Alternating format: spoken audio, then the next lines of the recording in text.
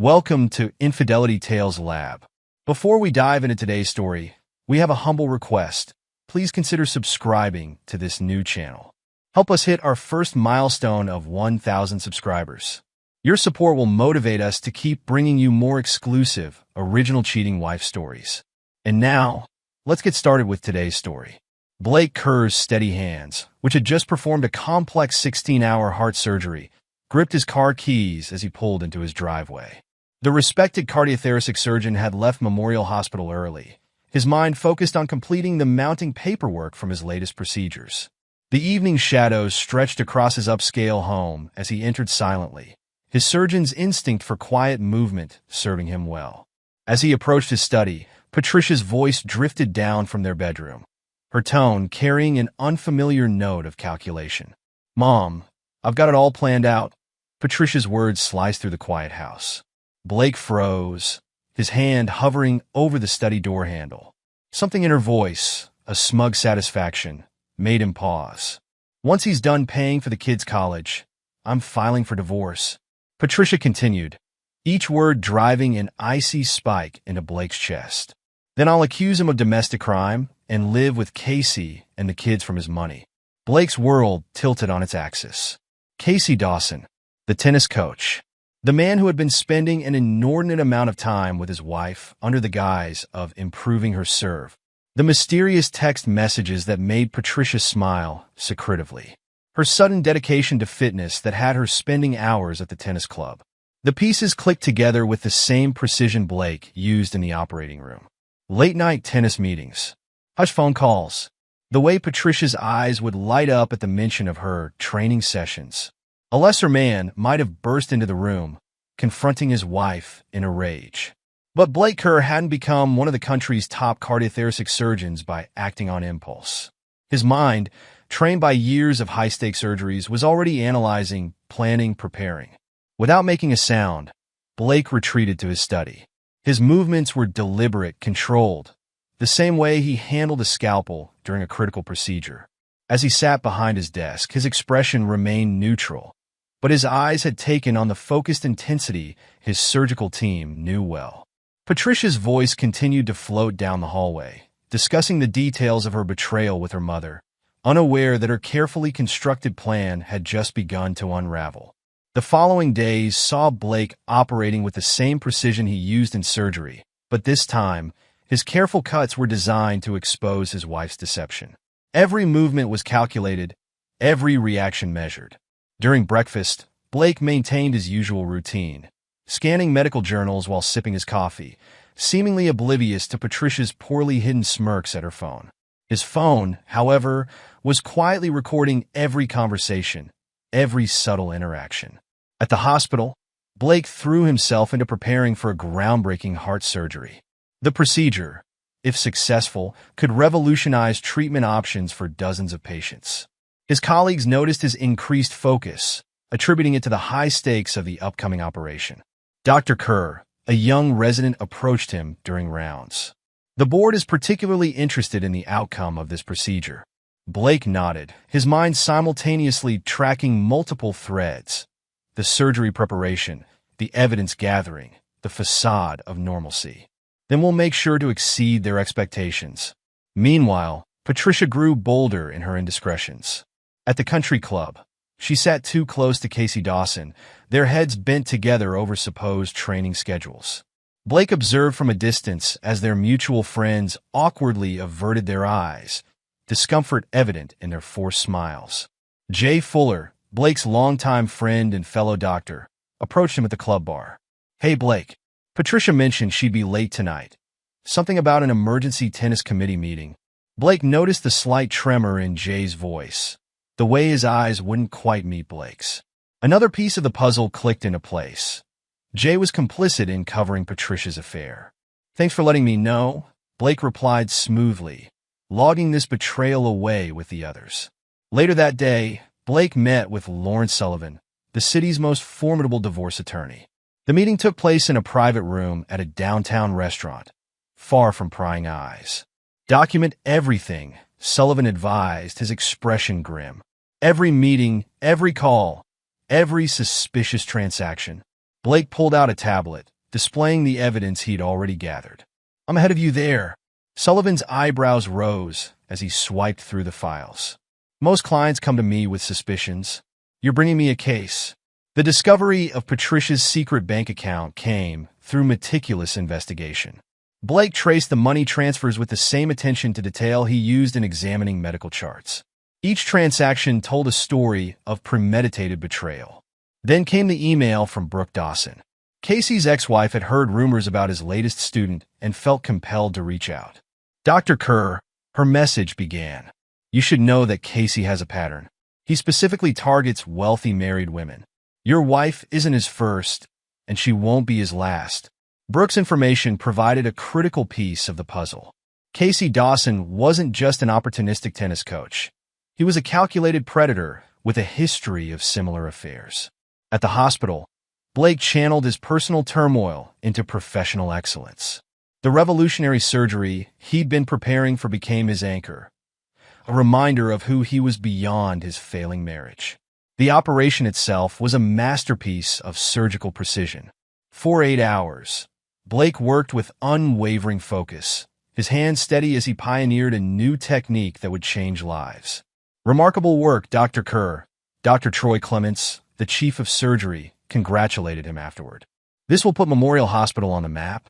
The celebration dinner that followed was an exercise in restraint. Patricia played her role perfectly, hanging on Blake's arm and beaming with pride. But her phone kept lighting up under the table, Casey's messages providing a constant counterpoint to her performance. Later that night, as Blake worked in his study, Patricia's voice once again carried through the house. She was on another call with her mother, unaware that every word was being recorded. "The allegations need to be believable," her mother counseled. "We'll start small, emotional manipulation first, then escalate." "What about the twins?" Patricia asked, referring to Taylor and Sandy. "They need to side with me for this to work." "They're in college now," her mother replied. "Promise them whatever they want. Once we get Blake's money, we can control the narrative." Blake sat in his darkened study, listening to his wife and mother-in-law plot his destruction. His expression remained impassive, but his eyes held the same intensity they did during complex surgeries. Every word they spoke was another piece of evidence, another tool he would use to excise this cancer from his life. As he sat there, Blake Kerr wasn't just a surgeon planning a precision strike. He was a man preparing to cut out the malignancy that threatened to destroy everything he'd built. And like every surgery he'd performed, failure wasn't an option. Blake Kerr sat in his office at Memorial Hospital, his fingers dancing across the keyboard with surgical precision. The screen displayed his banking interface as he methodically transferred assets to secure accounts he'd established days earlier. Each transaction was documented, photographed, and logged with the same attention to detail he brought to his medical charts. A notification popped up, another successful transfer. The joint accounts were being drained, though Blake carefully left enough to avoid any legal complications. His mouse hovered over the college tuition payment portal before clicking cancel on the upcoming installments. His phone buzzed, a text from Taylor and Sandy confirming their lunch meeting. Blake had chosen an upscale restaurant across town, far from their usual haunts where Patricia's social circle might spot them. The twins arrived together, their father's punctuality evident in their timing. Taylor, with her father's analytical mind, and Sandy, possessing his quiet strength, settled into their seats. Concern creased their brows at their father's unusual secrecy. "Dad, what's going on?" Taylor asked, her pre-med training making her particularly attuned to subtle changes. "You've never asked us to meet like this before." Blake pulled out his tablet, his expression grave. "There's something you need to hear," he said, pressing play on the first recording. Patricia's voice filled their private dining room, discussing her plans to falsely accuse their father of domestic crime. The twins' faces transformed as they listened, shock, disgust, and anger playing across their features in waves. "That's not even all of it," Blake said quietly, playing the second recording, the conversation about manipulating the twins themselves. Sandy's hands clenched into fists. "She was going to use us? Against you?" Taylor's expression hardened, a mirror of her father's surgical focus. The tennis lessons, the late meetings, it was all with Casey. Blake nodded, letting his children process the betrayal at their own pace. He'd seen enough patients receive life-altering news to know when silence was the best medicine. "What are you going to do?" Taylor finally asked. "I'm handling it," Blake replied, his voice steady. "But I needed you to know the truth before things start happening. Your tuition payments have been suspended." "Good," Sandy interrupted. "We don't want her money or her manipulation," Taylor added, her voice cold. Blake studied his children, seeing in them the same strength he'd relied on throughout his career. "This won't be easy. Your mother will try to turn this against me, against us." The twins exchanged glances before Taylor spoke for both of them. "We're with you, Dad. All the way." Meanwhile, across town, Patricia stared at her banking app in growing panic. The accounts were nearly empty. The regular transfer she'd come to rely on had stopped, and her credit cards were declined. Her manicured fingers trembled as she called Casey. "Something's wrong," she hissed into the phone. "All the money, it's gone?" Casey's voice oozed false confidence. "Don't worry, babe. We'll figure something out.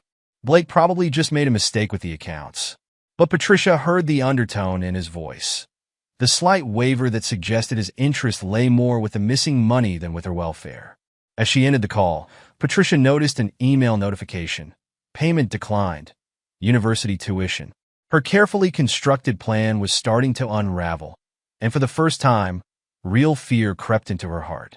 The confrontation erupted in Blake's home office that evening. Patricia burst through the door, her face flushed with anger and panic. "What have you done?" she demanded, waving her phone, displaying the empty account balances. "How dare you? How dare I?" Blake's voice cut through her tirade, cool and precise as a scalpel. "That's an interesting choice of words, Patricia.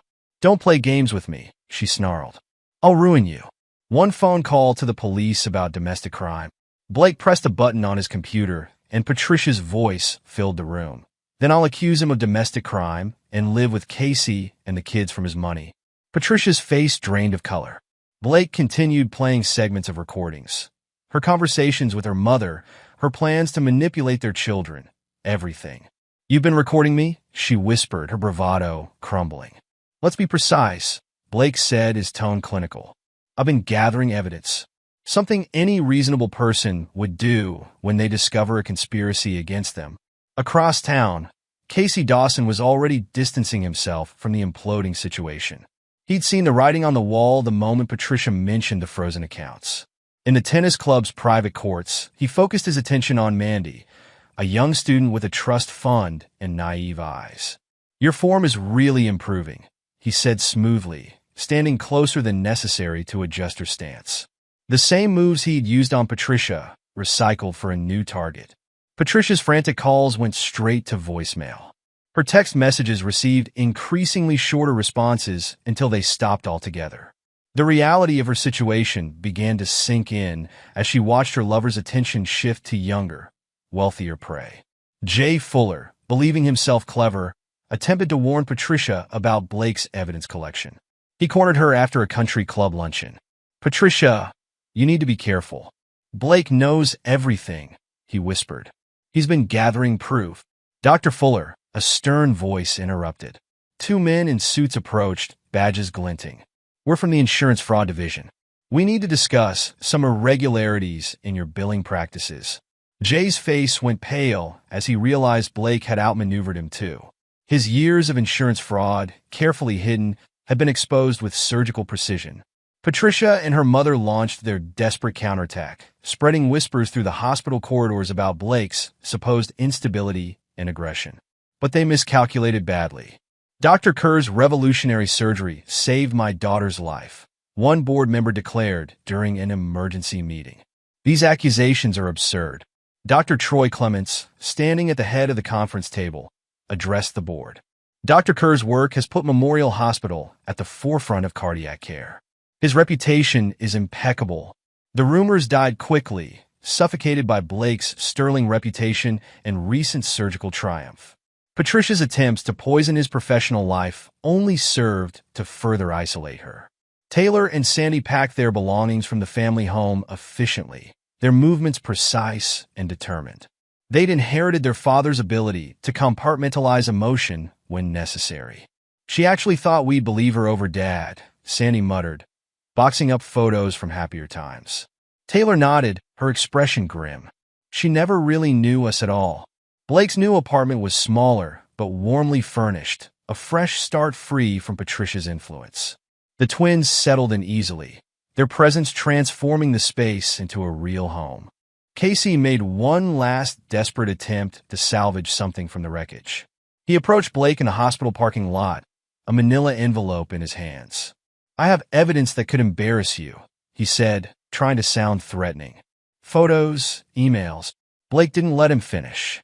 Without a word, he handed Casey his own envelope. Inside were detailed reports of Casey's previous scams, statements from other wealthy women he'd targeted, and financial records showing his pattern of fraud. "Would you like to compare evidence?" Blake asked quietly, his surgeon's eyes dissecting Casey's bravado. "Or would you prefer to walk away while you still can?" Casey's swagger deflated as he realized he'd brought a knife to a gunfight. Blake had outmaneuvered him at every turn, his precision and thoroughness leaving no room for counterplay. As Casey slunk away, his schemes in tatters, Patricia watched from her car across the street. Her carefully constructed world had crumbled to dust. Her lover had abandoned her children despised her, and her husband had proved to be far more formidable than she'd ever imagined. The man she'd dismissed as a workaholic surgeon, too absorbed in his career to notice her deception, had systematically dismantled her life with the same precision he used in the operating room. And like his surgeries, his operation had been a complete success. The courtroom buzzed with tension as Lawrence Sullivan rose to present Blake Kerr's case. The veteran divorce attorney moved with the confidence of a man holding a winning hand. "Your Honor," Sullivan began, "what we have here is not merely a case of infidelity, but a calculated conspiracy to defraud and defame my client." Patricia shifted uncomfortably in her seat, her discount store outfit a stark contrast to her former designer wardrobe. Her attorney, a public defender since no private lawyer would take her case, shuffled papers nervously. Sullivan methodically presented the evidence: recordings, financial records, photographs. Each piece clicked into place like a surgical instrument being laid out for an operation. "And now, Your Honor, we present evidence of premeditated plans to falsely accuse Dr. Kerr of domestic crime."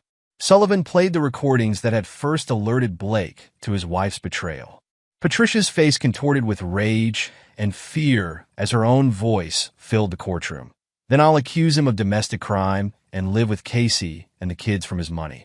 The judge's expression darkened with each new piece of evidence. When Patricia's mother took the stand to testify against Blake, Sullivan was ready. "Mrs. Henderson," Sullivan addressed Patricia's mother, "could you explain these emails?" He projected a series of messages onto the courtroom screen, showing years of the older woman facilitating her daughter's affairs. "That's private correspondence," Patricia's mother sputtered. "Indeed," Sullivan replied coldly. "Private correspondence showing a pattern of enabling adultery and fraud. Not just with Mr. Dawson, but with 3 other men over the past decade." The courtroom stirred as this revelation landed. Patricia's mother deflated on the stand, her credibility evaporating. Next came the twins' testimony. Taylor took the stand first, her composure matching her father's surgical precision. "My mother saw us as assets," Taylor stated, her voice clear and firm. "She planned to use us as weapons against our father. But Dad never once spoke ill of her to us. He let the truth speak for itself." Sandy followed, his testimony equally damaging. "While Mom was plotting with her tennis coach, Dad was saving lives and supporting our dreams." The choice of who to believe wasn't hard. Throughout their testimony, Blake sat stoically, his expression neutral, but his eyes reflecting pride in his children's strength. The judge's disgust became increasingly evident as the case unfolded. When news arrived that Casey Dawson had fled town, served with multiple lawsuits from previous victims emboldened by Blake's stand, it was the final nail in Patricia's coffin. "These other women," Sullivan explained, "all wealthy, all targeted by Mr. Dawson, all with similar stories. Mrs. Kerr wasn't his first victim, but thanks to Dr. Kerr's actions, she will be his last." Patricia slumped in her chair as her carefully constructed world collapsed completely. The lover who had promised to stand by her was gone. Her mother had been discredited, and her own children had testified against her. The judge's ruling was decisive and devastating. 3 months after the divorce ruling, Patricia stood outside Blake's apartment building, her expensive makeup unable to hide the toll of recent events. She pressed the buzzer repeatedly, her desperation evident. Blake answered the door, his expression impassive. The contrast between them was stark. While Patricia showed the strain of her downfall, Blake looked stronger than ever. "Blake, please," Patricia began, tears streaming down her face. "I've lost everything. I made a terrible mistake. We could try again, start over." Without a word, Blake pressed play on his phone. Patricia's voice filled the hallway. "Once he's done paying for the kids' college, I'm filing for divorce. Then I'll accuse him of domestic crime." Patricia's pleas died in her throat as Blake quietly shut the door, the soft click more final than any slam could have been. Inside the apartment, Taylor and Sandy were setting up for a holiday dinner, their first of many new traditions. The twins had flourished in their college environments, their father's unwavering support allowing them to focus on their studies despite the family turmoil. "She tried again?" Taylor asked, though she already knew the answer. Blake nodded once, then turned to help with dinner preparations. There was no need to dwell on Patricia's desperate attempts at reconciliation. At Memorial Hospital, Blake's reputation had only grown stronger. His pioneering work in cardiac surgery attracted international attention, and his handling of personal adversity earned him deep respect from colleagues. Among these colleagues, Dr. Claudia Reynolds, a brilliant anesthesiologist, had worked alongside Blake during several groundbreaking procedures. Their professional rapport gradually evolved into something more, built on mutual respect and shared values. 1 year later, Blake's new home filled with warmth and laughter as Taylor and Sandy returned for summer break. The elegant but comfortable house reflected its owner, sophisticated without pretense, welcoming but dignified. "Did you hear about Mom?" Sandy asked, showing his father a social media post. Patricia's new life as a receptionist at a small clinic was a far cry from her previous social status. "And Casey's been arrested in Arizona," Taylor added. "Tried his scam on the wrong woman, a state prosecutor." Blake absorbed the news with quiet satisfaction, but his attention was drawn to the doorbell. Claudia arrived, bringing dessert for their family dinner. Her presence felt natural, unforced, the antithesis of Patricia's calculated performances. Taylor and Sandy exchanged knowing looks as they watched their father with Claudia. This was what a real relationship looked like, built on honesty, mutual respect, and genuine care. As they settled around the dinner table, Blake's phone rang. Dr. Troy Clement's name flashed on the screen. "Congratulations, Chief of Surgery," Clements announced without preamble. The board's decision was unanimous. Blake shared the news with his loved ones, their genuine celebration a stark contrast to the artificial praise of his previous life. Looking around the table, he saw his real family.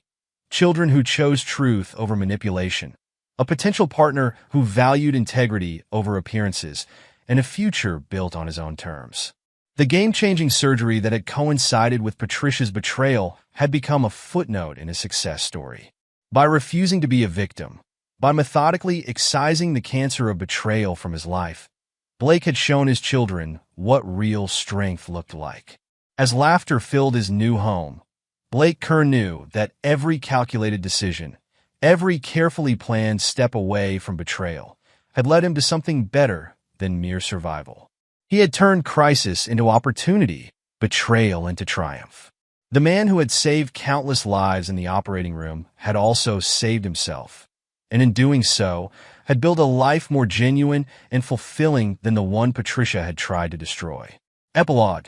5 years later, time had a way of revealing the true consequences of betrayal. For Patricia Henderson, formerly Patricia Kerr, the fall from grace continued long after the divorce. The small clinic where she worked as a receptionist had closed, forcing her to take an even lower position at a veterinary office. Her once manicured hands, now rough from cleaning kennels, served as a daily reminder of her downfall. The modest studio apartment she called home was a far cry from the luxurious house she had shared with Blake. Her mother, disgraced by the revelation of her role in multiple affairs, had retreated to a small town in Florida, their relationship strained by mutual blame. The society circles that had once been Patricia's entire world now treated her as a cautionary tale. Her name was whispered at country club gatherings, not in gossip, but in warnings to young wives about the price of betrayal. Casey Dawson's fate had been even more severe. After his arrest in Arizona, investigations revealed a pattern of fraud spanning multiple states. He now resided in a federal prison, serving an 8-year sentence for wire fraud and extortion. His victims, emboldened by Blake's example, had come forward one by one, each testimony adding years to his sentence. His charming smile and tennis prowess meant little in the prison yard. Jay Fuller, following his conviction for insurance fraud, had lost his medical license. Last anyone heard, he was selling pharmaceutical supplies in a neighboring state, his professional reputation permanently tarnished. His wife had divorced him, taking their children and leaving him to face his disgrace alone. In stark contrast, Blake Kerr's life had flourished. Under his leadership as chief of surgery, Memorial Hospital had become a leading center for cardiac innovation. His pioneering techniques had saved countless lives, and medical students competed fiercely for residency positions under his mentorship. His marriage to Claudia 2 years after the divorce had brought a new dimension of joy to his life. Their partnership, built on mutual respect and shared values, showed Taylor and Sandy what genuine love looked like. Claudia's steady presence and brilliant mind complemented Blake's strength perfectly, their combined medical expertise making them a formidable team in the operating room and in life. Taylor had followed in her father's footsteps, excelling in medical school and showing promise in cardiothoracic surgery. Her analytical mind and steady hand suggested she would carry on the Kerr legacy of medical excellence. Sandy had chosen a different path, becoming a successful criminal defense attorney, his father's experience having shown him the importance of justice and truth. The twins maintained no contact with their mother. They had received multiple letters from Patricia over the years, each more desperate than the last, but these remained unopened in a drawer. They had chosen to focus on the authentic relationships in their lives rather than the manipulation of their past. Blake and Claudia's home had become the center of family gatherings, filled with the warmth of genuine affection. Holiday dinners, once tense affairs under Patricia's superficial perfectionism, were now celebrations of real connection. The addition of Claudia's young daughter from her previous marriage had brought new light to Blake's role as a father, showing him that family bonds transcended biological ties. Dr. Troy Clements, now semi-retired, often remarked that the hospital's remarkable transformation under Blake's leadership had its roots in that pivotal moment of personal crisis. Some men are broken by betrayal, he would say. Others use it as forge to remake themselves stronger. Brooke Dawson, Casey's ex-wife who had first warned Blake, had found her own peace. Her decision to reach out had not only helped Blake, but had given other victims the courage to come forward. She occasionally consulted with advocacy groups, helping women identify and avoid predatory relationships. The country club that had once been the stage for Patricia's indiscretions had changed as well. The old guard of enablers and secret keepers had largely been replaced by a younger crowd who valued authenticity over appearances. Blake maintained his membership, though he rarely visited. His focus was on substance rather than social status. One day, as Blake left the hospital after a successful surgery, he passed a woman in shabby medical scrubs leaving a hiring agency. It took him a moment to recognize Patricia, her appearance so far removed from the polished socialite she had once been. Their eyes met briefly, hers filled with desperate recognition, his with complete indifference. He continued to his car without breaking stride, his mind already on the family dinner awaiting him at home. That evening, surrounded by the love of his true family, Claudia, the twins, their partners, and his stepdaughter, Blake realized that Patricia's betrayal had ultimately been a gift. It had stripped away the artificial facade of his previous life, allowing him to build something real and lasting in its place. The man who had once discovered his wife's betrayal through an overheard phone call was gone. In his place stood someone stronger, wiser, and more complete. A man who had turned trauma into triumph, betrayal into blessing, and loss into legacy. Blake Kerr had not just survived. He had redefined what it meant to win.